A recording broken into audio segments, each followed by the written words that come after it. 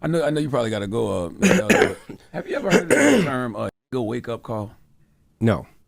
It is an incident where a person of color forgets that they are of color and are reminded rather brutally by an unexpected act of racism. Have you ever had any of those? Oh, brother. I'm just asking. You think you've ever Well, had I'm acutely aware, Charlamagne, that I'm a black person, just as you are a black person. And when Joe Biden insulted you by saying, you ain't really black, we don't know whether or not you want to vote for me or vote for Donald Trump, it seems to me that should have been a wake-up call on your part. How dare this guy come in here and insult you, a black man, and tell you you got to think a certain kind of way? I'm amazed that you weren't mad about that. And he came in here and told you aren't even black and let you think a certain kind of way. It seems to me that should have been a wake-up call for you, but it wasn't, apparently. Yeah, I mean, no, for the record, I'm not a Democrat or Republican. I didn't say you were. Yeah, I think both. I don't know what you are. I never even asked you about your party affiliation. Yeah, I'm just saying, but you are black. And to have a white guy come in here and tell you have to say think a certain kind of way, otherwise you, quote, ain't black? Wow. How should I have replied to him, you think? What I just now said, how dare you insult me and tell me I think as a human being, let alone as a black person? Several days later. Because y'all can post that clip of Larry Elder having an opinion about Joe Biden's "you ain't black" comments 40,000 times, but what Larry needed was 40,000 people to donate $1. Charlamagne the God is super salty over the Larry Elder interview.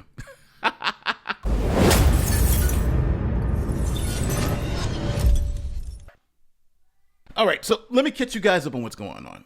Larry Elder, presidential hopeful, went on the Breakfast Club, which is an extreme left-wing show, to try to get some support so he can make it to the debate stage. He goes on there and he has this conversation with the crew there. Now, that conversation went so bad for those people. I mean, Larry Elder just took it to the next level and essentially destroyed all their talking points, all their logic, and he did it essentially with just facts and evidence. Here are the facts. Here's the evidence. Prove me wrong. And even in the clip that you just saw about the, blank wake-up call, I can't say it because this is YouTube, Larry Elder threw it right back in his face, right? Joe Biden told you wasn't black if you ain't vote for me. And I think that should have been a wake-up call, right? If we're talking about a blank wake-up call.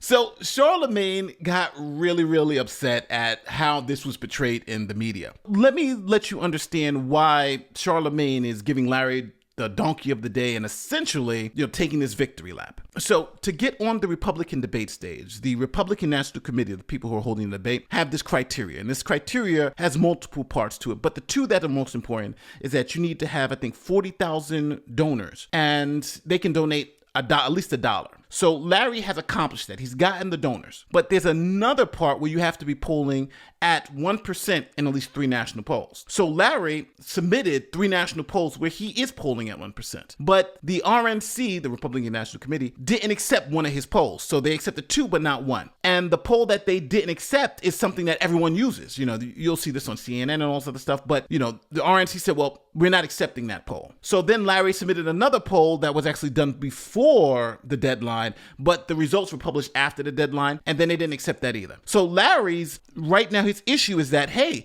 you're not accepting legitimate polls, and that's how you're keeping me out of the debate, because I got the donors, I got everything else, and I have 2 of the 3 polls. So why would you keep me off the debate stage and then reject one of my polls? You know what? Instead of me bumbling through it, let Larry Elder specifically tell you why he didn't make it and what he likely is going to sue about. All right, gang, here's the deal. As you know, I submitted 3 national polls as required, one of which was the Rasmussen poll. The RNC contacts me and says, I can't use Rasmussen because it is, quote, affiliated with the Trump campaign, close quote. I didn't know that. It's not affiliated with my campaign. Rasmussen says Trump did not pay for a poll, did not even suggest a poll, and that they have no business not using Rasmussen to be one of the polls that Elder submits. Also, after we found out they weren't going to accept Rasmussen, we submitted another poll where I'm over 1%. We didn't submit it until after the deadline because we didn't know that Rasmussen was going to be rejected. And the poll didn't publish its results until after the deadline. But they finished their polling before the deadline. So 3 national polls have been submitted. Even if you exclude Rasmussen, there's no reason why we shouldn't be up there on that debate stage. Also, regarding Rasmussen, if you look at the Twitter feed of the RNC, they quote Rasmussen all the time. All of a sudden now, Rasmussen is tainted because it's affiliated with Trump. This is bull. If I'm not up there on that debate stage, I will see them in court. We're going to file an injunction. I will be there. I'm already here in Milwaukee. Out. Okay, so now listen to how Charlamagne explains the issue. Well, Donkey of the Day for Wednesday, August 23rd. Goes to Mr. Larry Elder. And not just Larry Elder, all you fake supporters who let Larry Elder down. See, Larry Elder was a guest here on the Breakfast Club last week, and he's more than welcome to come back. He was here because he's running for president of the United States of America. But also, he was trying to make the GOP debate stage, which is tonight. In order to make the GOP stage, you have to meet the polling and donor requirements needed for the debate, okay? 8 candidates have done that. Larry Elder is not one of them. When he was here last week, I asked him about an op-ed he wrote where he discussed the RNC debate limits, and he said that they are bad for the party and the American people. He feels the RNC has rigged the rules of the game by setting a criteria that is poorly designed, and only establishment-backed and billionaire candidates are guaranteed to be on stage. Can we flash back to that conversation from last week? Is this system holding you back? Go ahead. Would you say it's a system holding you back? I would say it's unfair. It seems to me this early, the voters ought to decide this. I mean, in 2016, there were 17 or 18 Republican candidates. Now there's 13.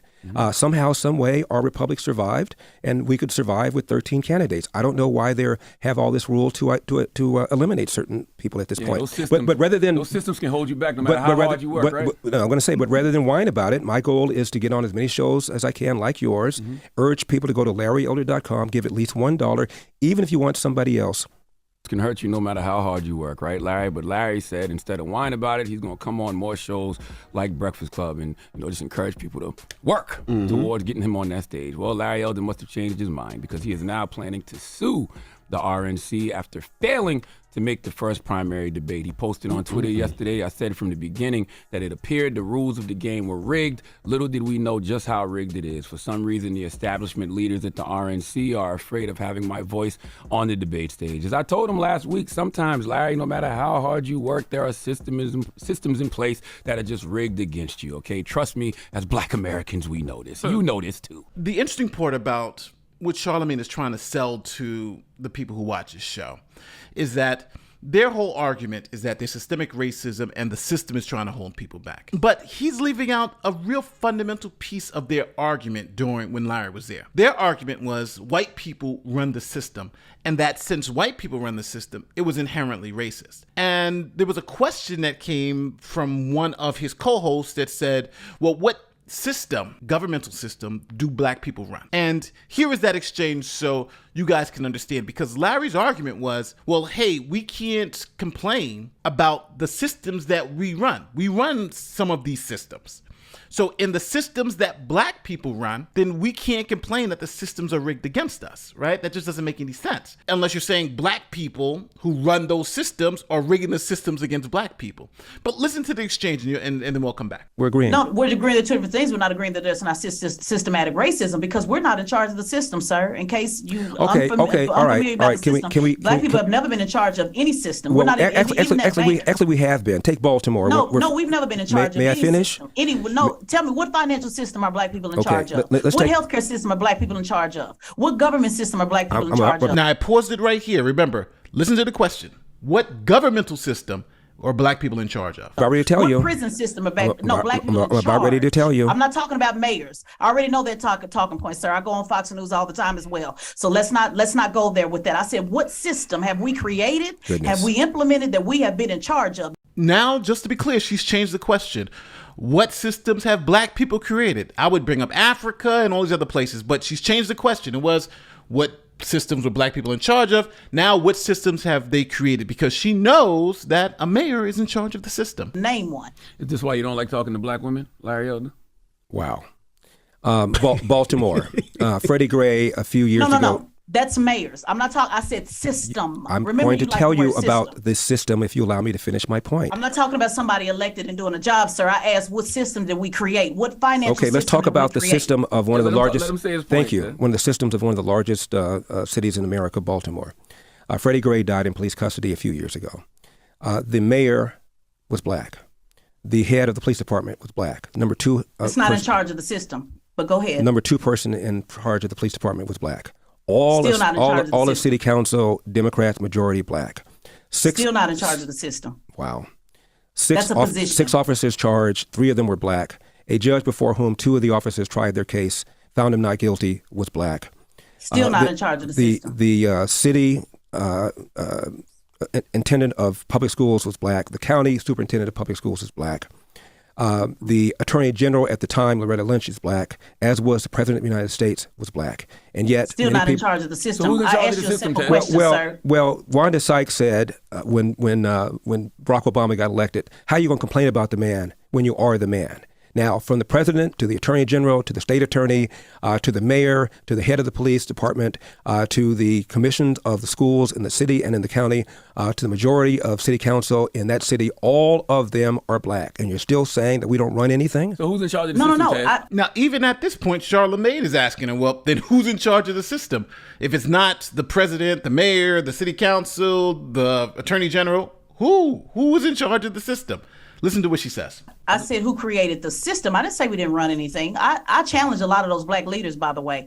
I said, when we talk about the system, what black people have been in charge of any system? I'm not talking about a position. I'm not talking about a mayor. You know good and well what I'm talking about. So now, just to be clear, the point that they were making on that show is a different point Charlamagne is trying to sell you now. The point they were making on the show is that white people run all the systems, and that because white people are in charge of the systems and they run the systems, that means the systems are inherently racist. And when she said, well, what systems do black people run? Larry Elder said, oh, it's easy. Baltimore, they run the entire system. New York, he's a black mayor, right? He runs the system. Chicago, there are many cities where black people run the system. And instead of acknowledging that, yes, their causation that if white people run the system, it's inherently racist, then what about when black people run the system and you have the same problems? Does that mean those systems run by black people are inherently racist? No. So I think that's the point they're trying to make. They're trying to say that if the system is run by white people, you should suspect systematic racism. But when it's thrown in their face, but what about when black people run the system? They're trying to say, well, they really don't run the system.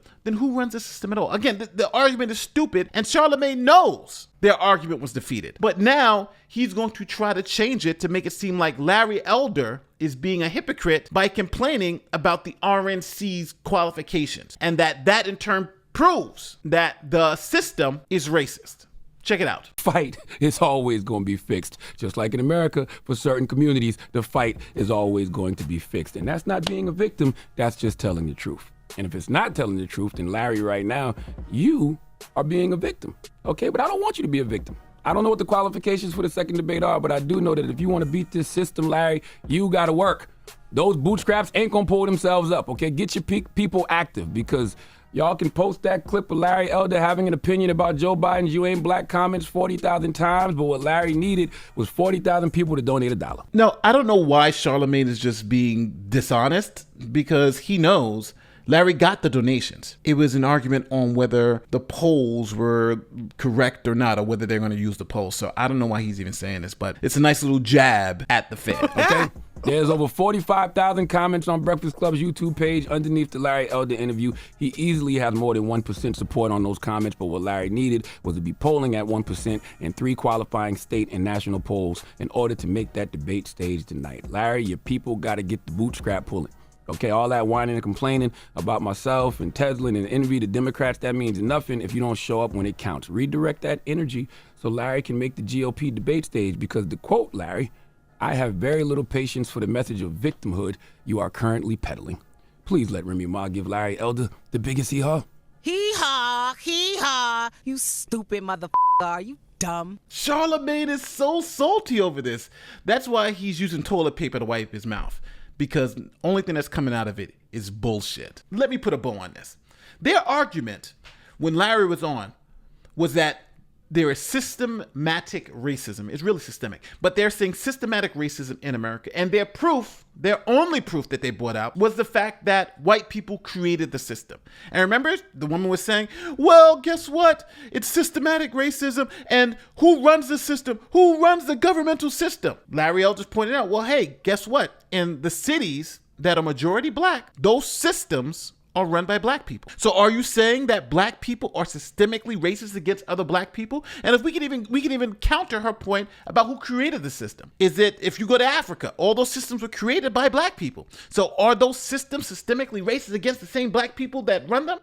Obviously not. And that doesn't play well. But Charlamagne needs the audience to believe that systemic racism is real and exists. On the other end, he can't concede the point that a lot of the systems that they're talking about, a lot of systems where black and minority people live in, are systems run by those people. Larry Elder's not saying white people created the RNC, so therefore they're racist against him. That is not his argument.